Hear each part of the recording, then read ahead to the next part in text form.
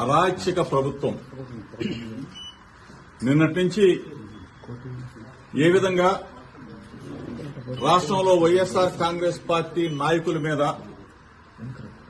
కుటుంబ సభ్యుల మీద, నివాసాల మీద ఏ విధంగా దాడి జరుగుతున్నది మీరు అందరూ కూడా సభ్య సమాజం మొత్తం కూడా చూస్తూ ఉన్నారు. ఇప్పుడు ఈ క్షణంలో ఇబ్రహీంపట్నంలో ఉన్న నా ఇంటి మీద చంద్రబాబు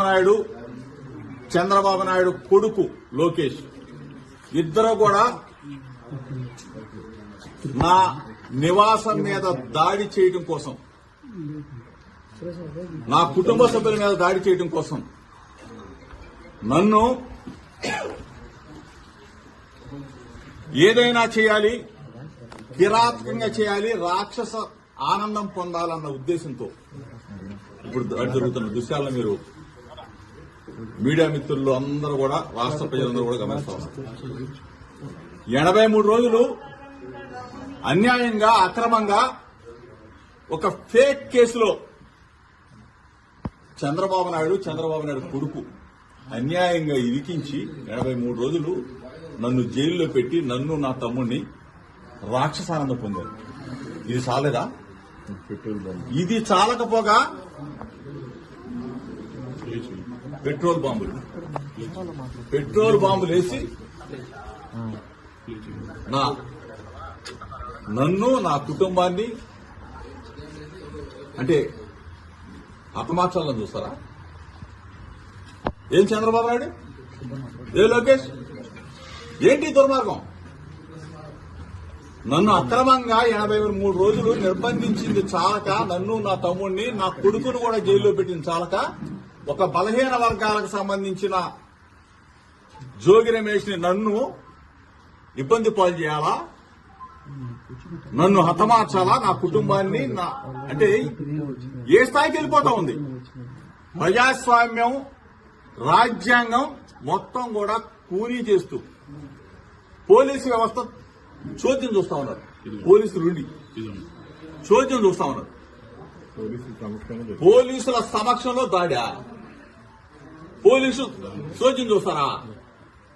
లోకేష్ కి చెప్తా ఉన్నా మీ ద్వారా, నా ఇంటికి నీళ్ళు ఎంత దూరమో నీ ఇంటికి నా ఇల్లు అంతే దూరం. ఇవాళేమో సంబరపడుతున్నామో, రాక్షస ఆనందం పొందుతామేమో హెచ్చరిస్తా ఉన్నా. మీడియా మిత్రుల ద్వారా చెప్తా ఉన్నా, రాష్ట్ర ప్రజల సమక్షంలో చెప్తా ఉన్నా, ఇది దుర్మార్గమైన చర్య. నేనేం చేశానా? నువ్వు 83 రోజులు మీ అయ్యా నువ్వు నన్ను జైల్లో పెట్టి రాక్షసానందం పొందింది చాలక నా ఇంటి మీద దాడి చేస్తావా? పెట్రోల్ బాంబులు వేస్తావా?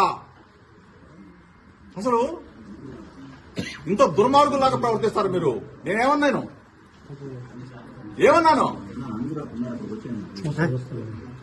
ఈరోజు మీరు చేసిన దుర్మార్గం మేమేదో భయపడతాననుకుంటున్నామేమో. చూస్తా, నువ్వు నీ గోండాలని, నీ రౌడీలని, నీ పిక్ పాకెట్ గాలని, బ్లేడ్ బ్యాచ్ ని, గంజాయి బ్యాచ్ ని విజయవాడ నుంచి, నలుమూల నుంచి నా ఇంటి మీద పంపిస్తావా? నీకు పిల్లలు లేరా? నీకు ఇల్లు లేదా? నీకు కుటుంబం లేదా? ఇవాళతో ఇది ఆగిపోతుంది అనుకుంటున్నావా? లోకేష్ కి చెప్తా ఉన్నా, నువ్వు ఇటువంటి రాక్షసానందాన్ని కన్నా నువ్వు తప్పైందని చెప్పకపోతే ఇటువంటి పనికి మారిన పిల్ల చేసలకి జోగి భయపడ్డాం.